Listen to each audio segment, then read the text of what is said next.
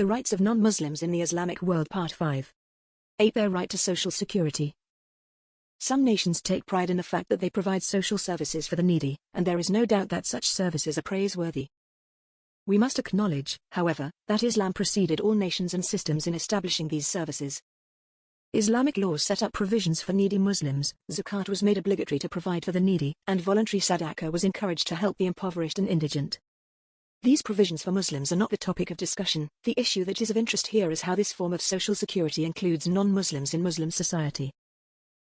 The Sharia has made it an obligation for the Muslim state to provide for all citizens with disabilities that prevent them from lawful employment, Muslims and non-Muslims alike. Funds to provide for them must be taken from the treasury, and the ruler is at fault if he is negligent in delivering the lawful payments to those who have a right to them. Islamic history has recorded wonderful examples of how the caliphs and governors of Islam have ensured that non-Muslims were given their due. One such case is told by the Imam Abu Yusuf, about the Caliph Umar ibn al-Khattab, who passed by a home where there was a blind, elderly beggar standing in the doorway. One such case is told by the Imam Abu Yusuf, may Allah have mercy on him, about the Caliph Umar ibn al-Khattab, may Allah be pleased with him, who passed by a home where there was a blind, elderly beggar standing in the doorway. Umar, may Allah be pleased with him, tapped him on the shoulder, asking him, "What community are you from?" "I am Jewish." "What has reduced you to this state of affairs?" "Don't ask me, ask the jizya, poverty, and old age." Umar, may Allah be pleased with him, led the old man to his own home, and gave him some of his personal funds, and then sent for the head of the treasury, whom he told, "You must look after this man and anyone like him. We have not treated him fairly. He should not have spent the best years of his life among us only to find degradation in his old age." Umar then quoted from the Qur'an, "Zakah expenditures are only for the poor and for the needy and for those employed for it by the state to collect, guard and distribute the zakah, and for bringing hearts together for Islam, and for freeing captives or slaves, and for those in debt, and for the cause of Allah, and for the stranded traveler. An obligation imposed by Allah. And Allah is knowing and wise." At Tawbah 60. Umar continued, "The fuqara, poor, refers to Muslims, and the masakin, needy, refers to people of the book such as this man." Umar then ordered that the jizya not be collected from the old man or anyone like him. This incident is reported on the authority of Umar ibn Nafi, who learned it from Abu Bakr, not the Caliph Abu Bakr, may Allah be pleased with him. The text of the letter from Khalid ibn al-Walid to the people of Al-Hira in Iraq suggesting truce terms contained the following passage: "If Allah grants us victory, they, the people of the covenant, will be protected by their covenant. They have rights that have been promised to them by Allah. It is the strictest covenant or testament that Allah has made incumbent on any of His prophets. They are also bound by the obligations that it places upon them, and must not violate it. So if they are conquered, they will live comfortably, with everything that is due to the people of the covenant, and they are not permitted to contravene what the covenant commands them. In addition, it is my order to exempt from the jizya any elderly person who cannot work, who has a disability, or has become impoverished and receives charity from his own community. The treasury will provide for them and their dependents as long as they live in Muslim lands or in communities of Muslim immigrants. If they move outside of Muslim lands or communities, neither they nor their dependents will be entitled to any payments." Kitab al-Qur'an, pp. 155-156. When the commander of the faithful, Umar ibn al-Khattab, may Allah be pleased with him, was visiting Damascus, he passed by a group of Christian amputees. He ordered that they be given money and charity, and have stipends established to provide them with food. Non-Muslims in Muslim Society, p.17. Another similar order was written by the commander of the faithful, Umar ibn Abdul Aziz, may Allah have mercy on him, to Adi ibn Arda, his agent in al-Basra. "Seek out any of the people of the covenant in your area who have grown old and weak, and are unable to earn money, and establish stipends for them from the treasury to provide for their needs." The Book of Finances, p.57. Some of the successors used to distribute part of the Zakat al-Fitri, the obligatory charity of the end of Ramadan, to Christian monks, based on their understanding of the verse of the Qur'an that states, "Allah does not forbid you from those who do not fight you because of religion and do not expel you from your homes, from being righteous toward them and acting justly toward them. Indeed, Allah loves those who act justly." Al-Mumtahan 8. Based on this interpretation, some scholars state that it is lawful to give zakat to non-Muslims. Finally, there are other rights that we have not discussed here, because of the assumption that they are elementary and taken for granted, such as the right to work, housing, transportation, education, and such.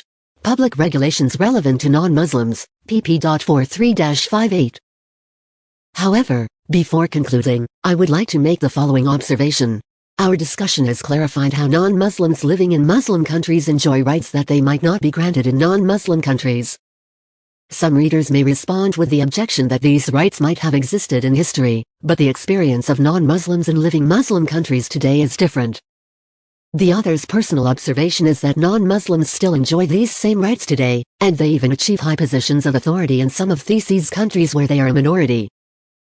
Allah Almighty has commanded us to be truthful, in the verse, O you who have believed, be persistently standing firm in justice, witnesses for Allah, even if it be against yourselves or parents and relatives.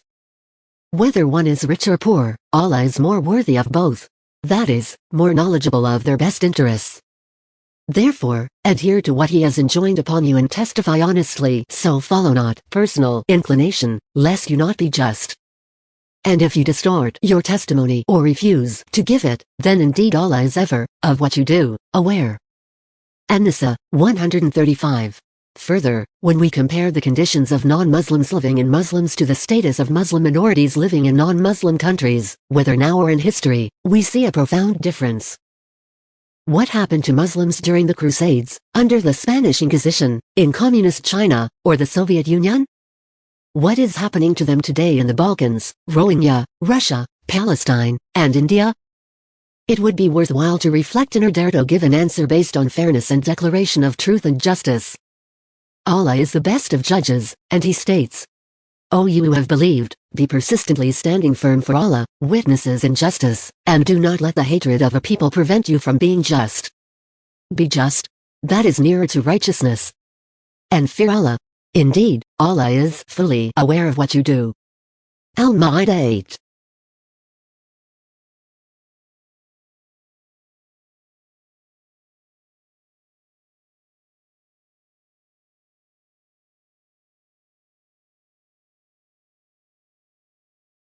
Appendix. The special situation of the Arabian Peninsula in Islam.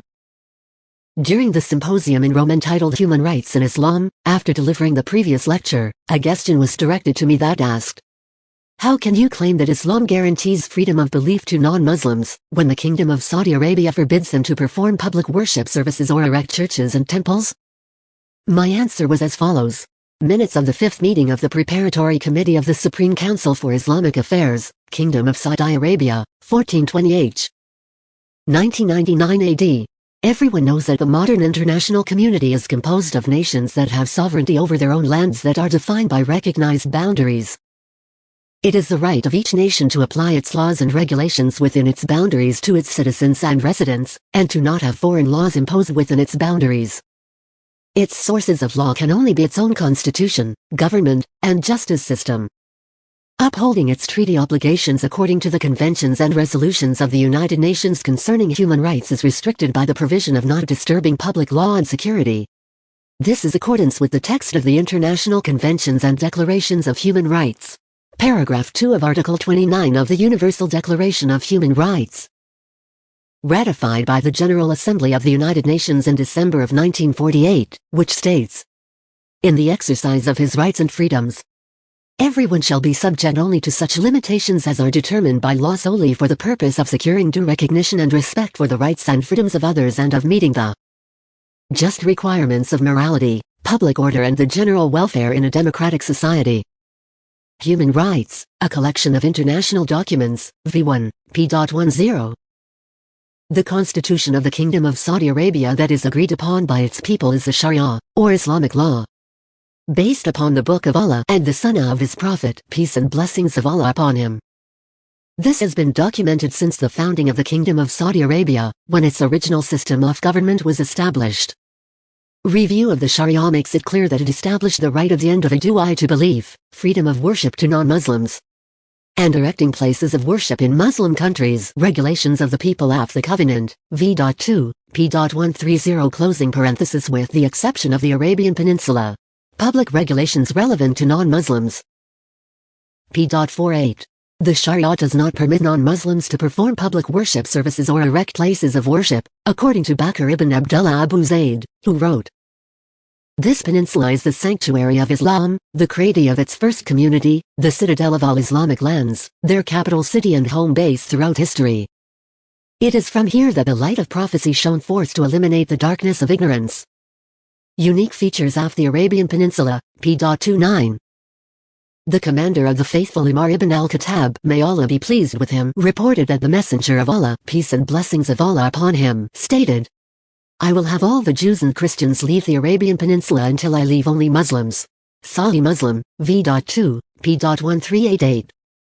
The mother of the believers, Aisha, may Allah be pleased with her, reported that the Messenger of Allah, peace and blessings of Allah upon him, declared, "There will not remain two religions in the Arabian Peninsula." Al-Muwatta, v.2, p.892 closing parenthesis 2, meaning more than one. Other documented statements of the Prophet, peace and blessings of Allah upon him, make it clear in slightly varying versions that it was his intention to not permit any religion in the Arabian Peninsula except for Islam. Musnad al-Imam Ahmad, v.6, p.275, Al-Muwatta, v.2, p.892. Silsilatu al-Hadith as-Sahihah, p.924. Since the Kingdom of Saudi Arabia follows the Sharia in its foreign and domestic policy, it is clear from these religious sources that it is obligated to not permit erecting places of worship other than mosques and to not permit public proclamation of other religions. Due to its special situation, in following this rule, the Kingdom of Saudi Arabia does not oppose international conventions in general, and specifically those related to basic human rights in the area of freedom of belief and worship, even though there may be differences over concepts concerning application of these principles regarding where they may infringe upon this particular status of the Arabian Peninsula. The United Nations has issued international conventions, declarations, and statements dealing with all aspects of human rights, including the right of the individual to openly declare his religion and beliefs, to worship and conduct religious services, whether alone or in groups, or openly or in private. Article 18 of the Universal Declaration of Human Rights, a collection of international documents, v.1, p.6. None of these freedoms as stated in these documents is absolute or unrestricted. On the contrary, these freedoms are limited by the text of paragraph 3 of Article 18 of the International Treaty of Human Civil and Political Rights, issued December 1, 1966 AD. Freedom to manifest one's religion or beliefs may be subject only to such limitations as are necessary to protect public safety, order, health, or morals or the fundamental rights and freedoms of others. Human Rights, v1, p.39. This same concept is found in Article 1 of the International Declaration Against Intolerance and Discrimination on the Basis of Religion or Belief, ratified by the General Assembly of the United Nations in Resolution 55 of the 36th session on November 25, 1981 AD. Paragraph 3 states, "Freedom to manifest one's religion or beliefs may be subject only to such limitations as are prescribed by law and are necessary to protect public safety, order, health, or morals or the fundamental rights and freedoms of others." Human Rights, v1, p.170. Non-Muslims should know that the Sharia does not penalize the followers of the heavenly religions for their beliefs or for their religious practices. The basic principle of Islam is that there is no compulsion in belief, as is stated in the Holy Qur'an. There shall be no compulsion in acceptance of the religion. The right course has become distinct from the wrong. So whoever disbelieves in false objects of worship, such as idols, heavenly bodies, spirits, human beings, etc., and believes in Allah has grasped the most trustworthy handhold with no break in it. And Allah is hearing and knowing. Al-Baqarah 256. Allah Almighty has also said, "And say, the truth is from your Lord, so whoever wills, let him believe, and whoever wills, let him disbelieve. Indeed, we have prepared for the wrongdoers a fire whose walls will surround them. And if they call for relief, they will be relieved with water like murky oil, which scalds their faces. Wretched is the drink, and evil is the resting place." Al-Kahf 29. Islam is the religion of tolerance and ease. Outside of the Arabian Peninsula, Muslims have allowed others to preserve their places of worship and to perform their ceremonies there. Even in countries that Muslims conquered in war, they established the rights of Jews and Christians to their religions and practices. The Arabian Peninsula alone has a different status, because it does not permit for there to be any places of worship other than mosques, or for the ceremonies of non-Muslims to be publicly performed there, as only one religion is permitted there. This special situation of Arabia is not intended as discrimination against non-Arabs from other religions. The ban on other religions includes other Arabs who are not Muslims, as well. In addition, the Sharia has given certain areas of the Arabian Peninsula the status of a sanctuary, and it is not permitted for a non-Muslim, Arab or otherwise, to enter the holy cities of Mecca and Al-Madinah. Even a Muslim is not permitted certain acts that violate the sanctity of the places. He may not hunt or pick native plants, and is considered to have committed a religious offense if he does so. In light of this special status of the Arabian Peninsula, this situation with all of its regulations has prevailed there for over 14 centuries. There have not been temples or churches there, or any places of worship other than mosques, and no ceremonies of worship for non-Muslims have been held there. This special status obliges the government of the Kingdom of Saudi Arabia to preserve the sanctity of Arabia. It does not have the option of permitting non-Muslims establishment of places of worship or public ceremonies, because in doing so it would be in violation of its own religious law. This special status also places the burden of certain obligations on the government of the Kingdom of Saudi Arabia. These responsibilities extend beyond its geographical boundaries in the peninsula to the far corners of the Muslim world, whose inhabitants number more than 1.2 billion.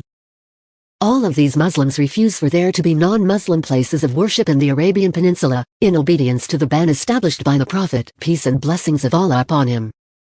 This is because of the presence of the Kaaba, towards which all Muslims turn when they perform their daily obligatory prayers. The presence of the holy cities of Mecca and Al-Madinah, with their sacred sanctuaries, and other sacred landmarks are all places held in the highest esteem by all Muslims. And they go there from every place on earth to perform the Hajj and Umrah. The visitation, or minor pilgrimage, which can be performed at any time of the year. Even if all of the Muslim countries were to agree upon building places of worship for non-Muslims in Arabia, and they will never do so, the Kingdom of Saudi Arabia could not go along with such an agreement, because it is bound by an obligation based on a religious principle that is not subject to change based on human whims. A demand to cancel this principle by lifting the ban on non-Muslim ceremonies and permitting them to be publicly performed here sets a dangerous precedent of demanding that constitutional principles of sovereign nations be violated.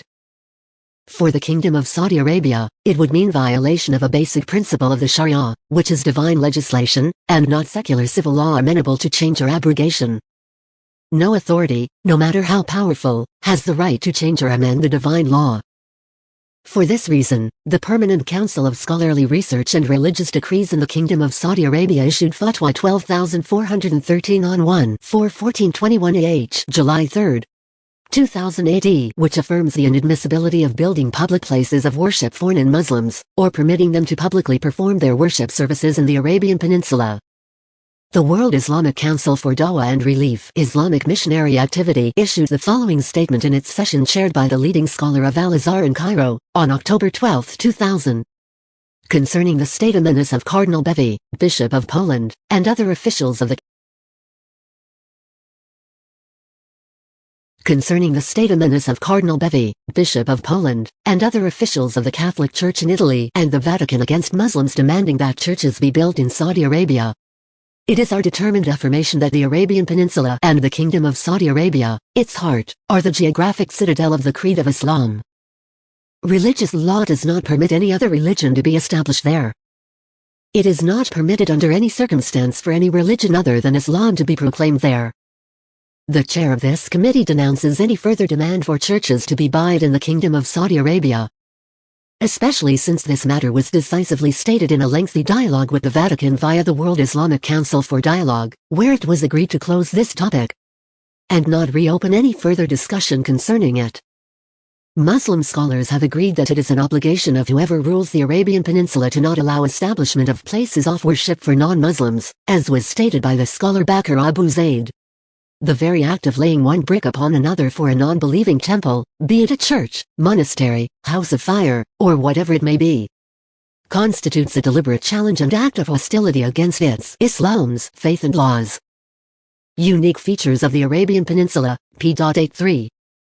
Taking this matter lightly is an affront to the system of the Kingdom of Saudi Arabia and its national security, because they are based on the Sharia. Especially since the Kingdom of Saudi Arabia does not even have any non-Muslim citizens. Any non-Muslims there are transients who have traveled there of their own free will, according to work contracts that stipulate their adherence to the regulations of the country they are working in.